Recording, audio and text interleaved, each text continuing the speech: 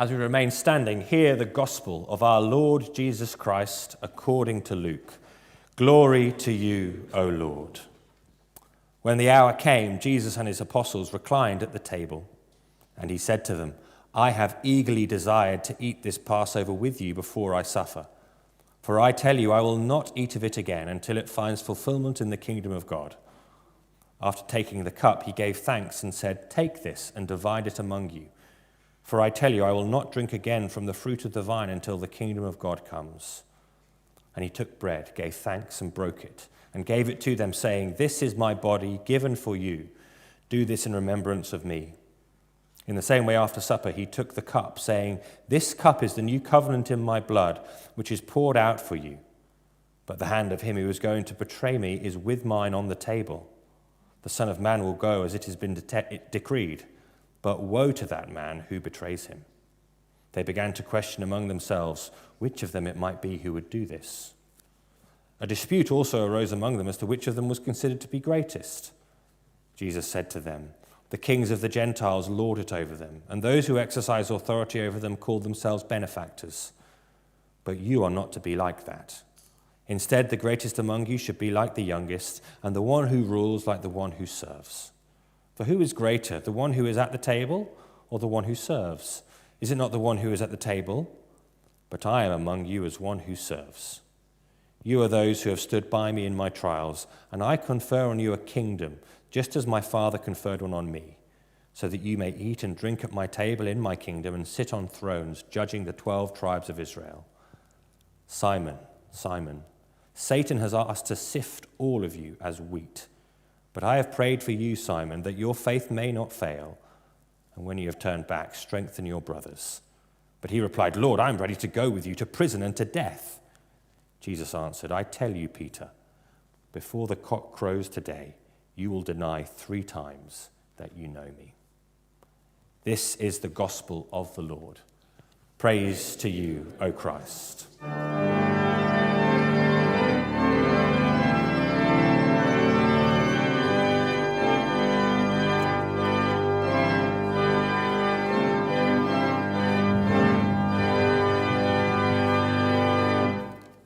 Please do take your seats. And we're going to think together about that passage from Luke chapter 22 together for a few moments. I've just got back from a holiday. I'll try not to talk about it lots because if you haven't been for one, you'll probably be annoyed at me. But one of the things I love about holidays, probably you do too, is just meal times together with your family and your friends. And their meals, all of them are full of meaning, whether it's breakfast at the service station on the way down, or for us it was Cornish pasties on the beach in between surfing and bodyboarding, or fresh pizzas one night from the beach cafe. I could go on and tell you about all of them. If you weren't there, I can describe them to you. I can describe all the different pizza toppings we enjoyed, how the sun was setting, and so on and so on. I really will stop now. I could talk about it all to you, but the real meaning of it depends on being there.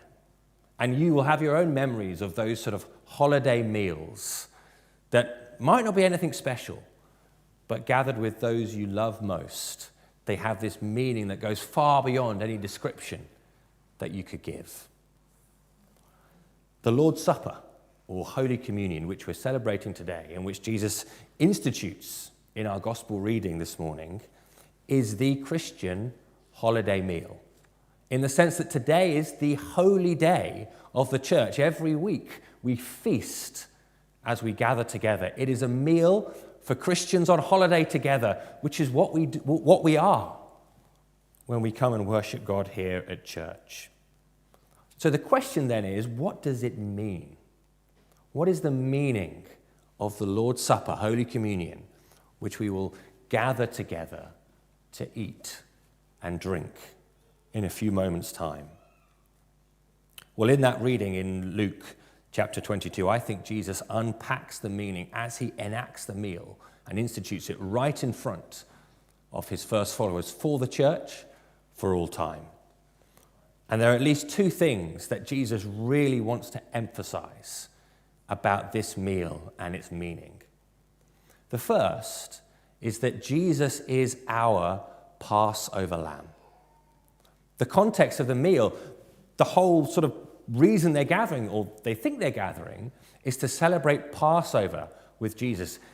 It's a group of Jewish men and possibly women who are gathering to eat this meal with him.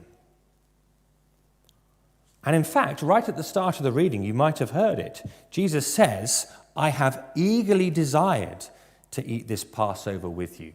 Now, the word there is an extraordinary one. If you were here in one of our 9:15 services early in the year, it's a word we've met, a Greek word, epithumia. It means basically over-desire. You could almost translate it lust. So deep is Jesus' desire to have the meal. And in fact, the way that he says it, it's like he says something like, lustily I have lusted. Sounds a bit offensive, really, doesn't it? I've over-desired to have this meal with you. Not just any meal, this Passover meal. So Jesus really thinks that this moment at Passover is, if you like, the climax of everything, the thing he's been longing to do. Now, you probably do know something at least of Jewish Passover. In the history of Israel, this was the moment remembered year after year in Jewish homes when God came and delivered his people out of Egypt.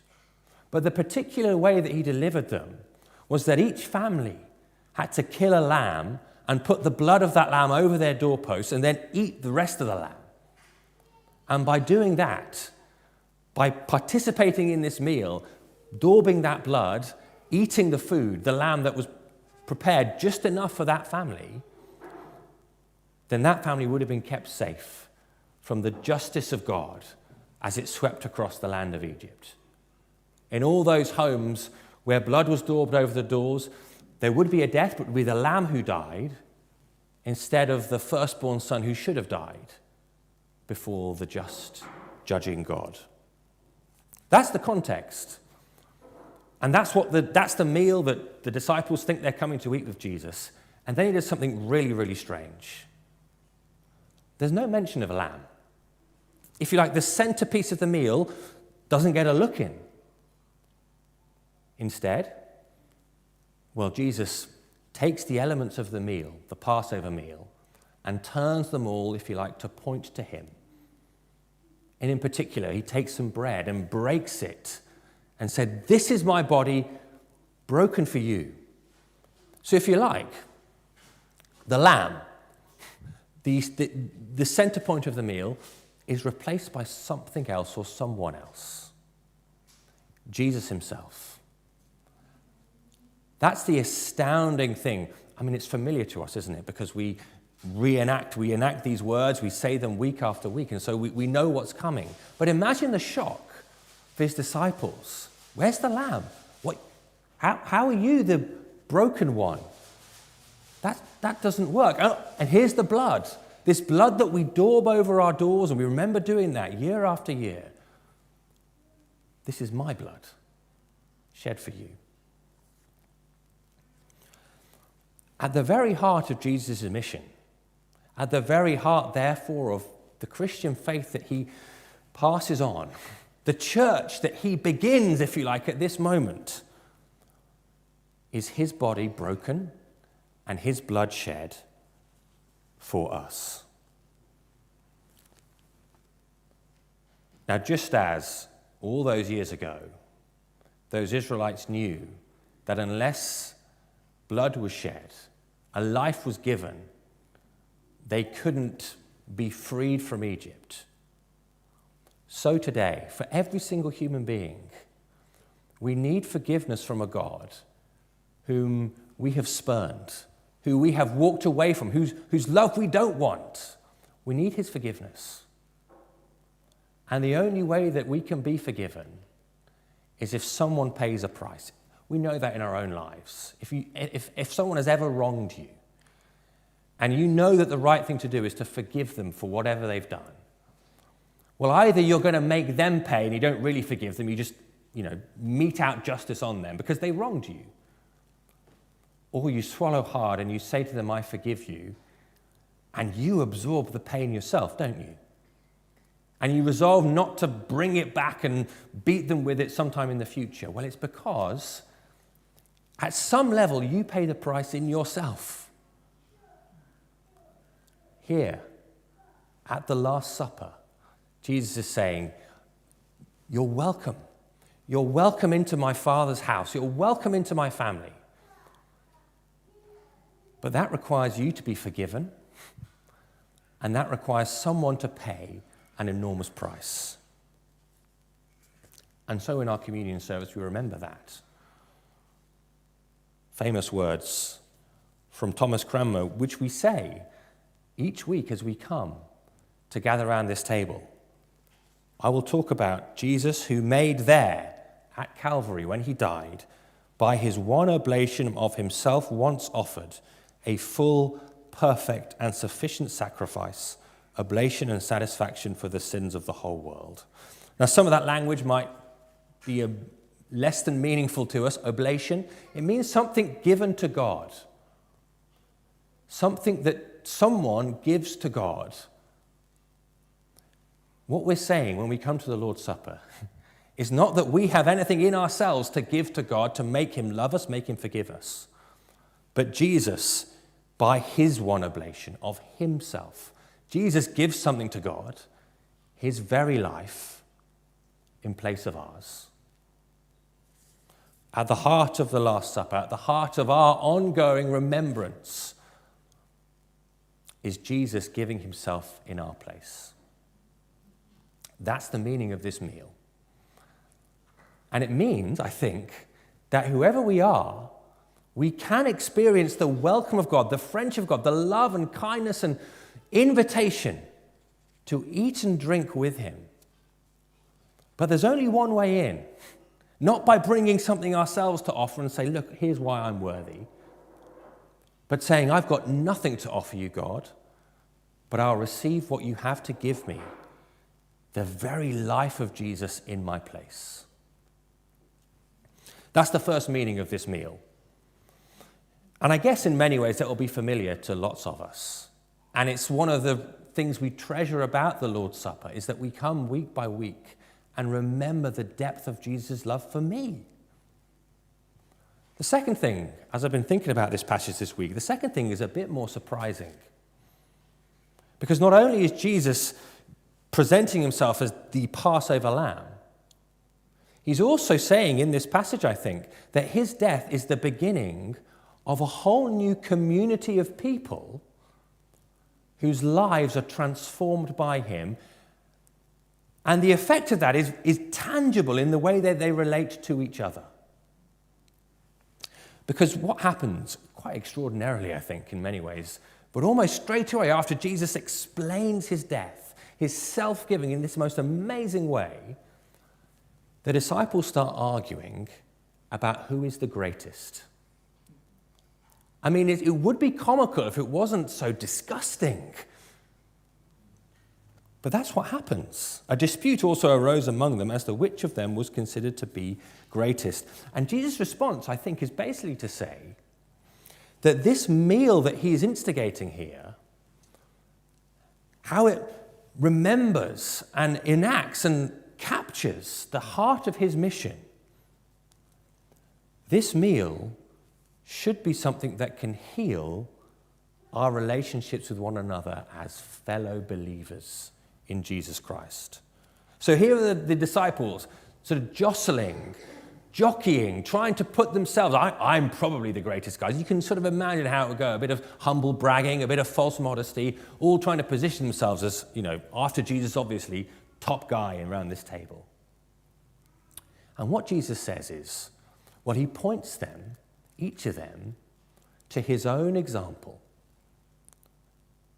So compared to the world where, the top people, those with authority, are those who exercise authority, those who might sort of give out generous favors, but really it serves them. Verse 27, who is greater, the one who is at the table or the one who serves? Well, in normal human societies, it's the one at the table. Is it not the one who is at the table? But I am among you as one who serves. So Jesus' very posture of serving his friends by going to die for them, that is then the model for his own people to go on serving each other, not pushing themselves forward as greatest, but if you like, giving themselves for one another. You see, as they come to grapple with what Jesus' death means, so I think Jesus is saying here, they're going to be able to treat each other rightly. They're going to be able to treat their brothers and sisters in the church not as people to fight and put down and push ahead of, but as those for whom Jesus died as well.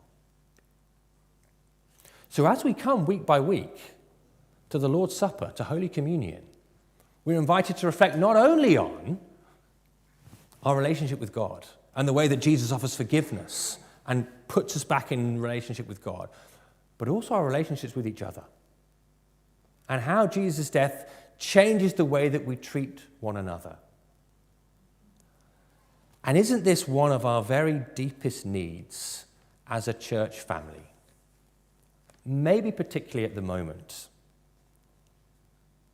Because we are going through a time where it would be easy for relationships between ourselves to become frayed.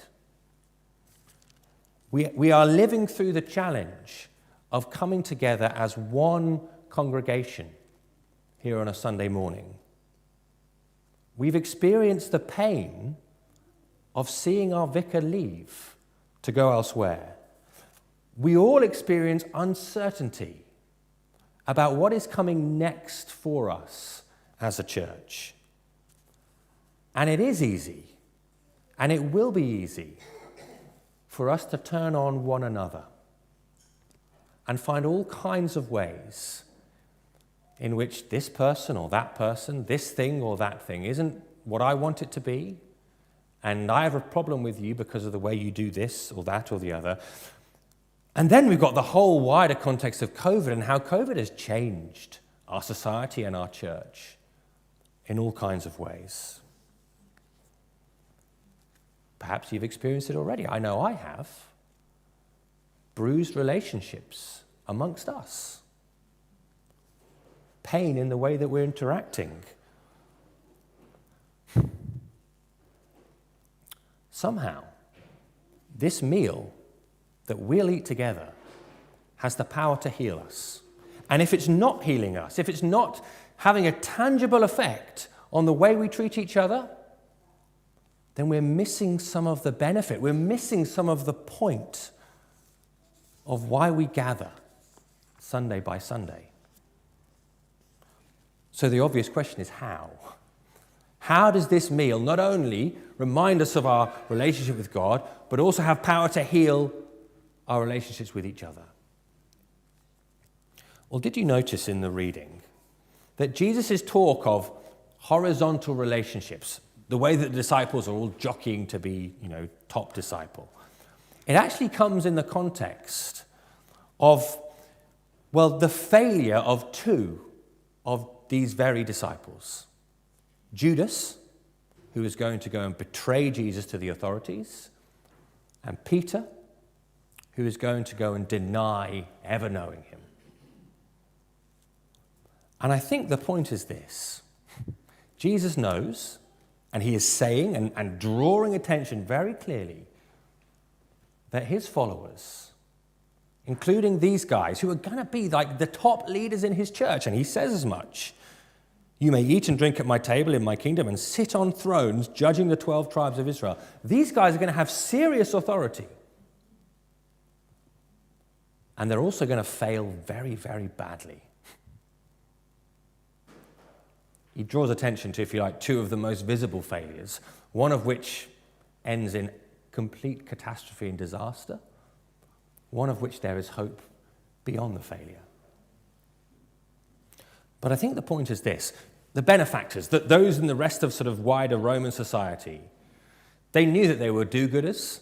They got to their position at the top by fair means or foul, and it didn't matter. But the church, this society that Jesus is founding, the church is a society of people who fail.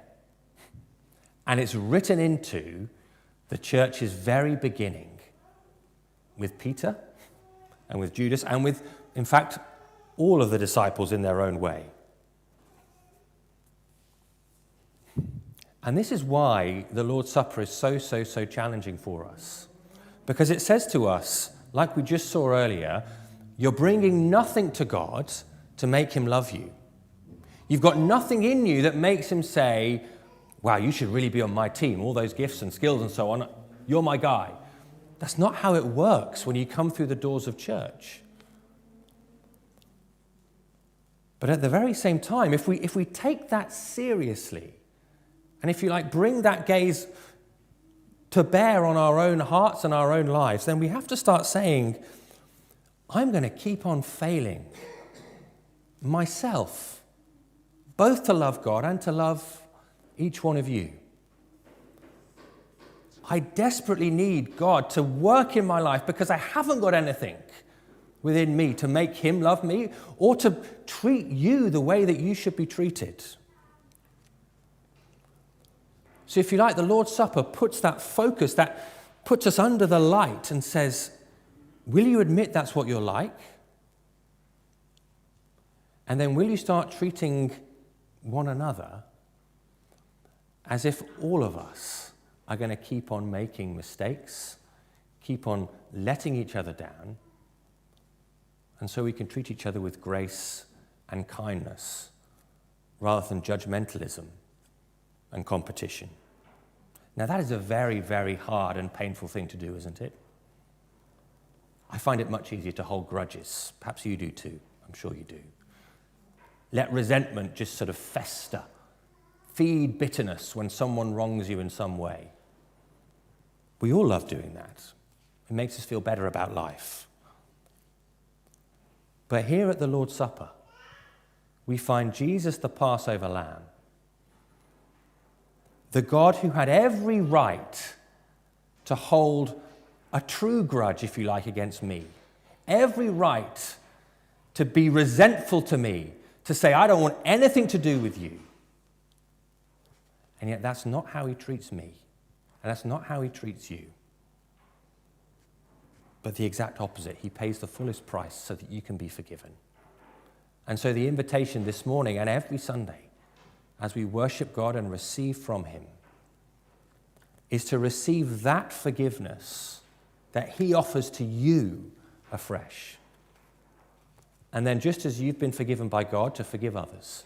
Just as you've been treated with kindness you don't deserve, by God, treat others in the same way. That's what it means to come and receive Jesus' body and blood by faith. It's the highest privilege. But don't miss the spotlight that it puts you under. Let's consider for a few minutes how we can respond to this invitation to come and eat and drink with Jesus Christ. And then Francis will come and lead us in some prayers of intercession as we move towards the Lord's table together.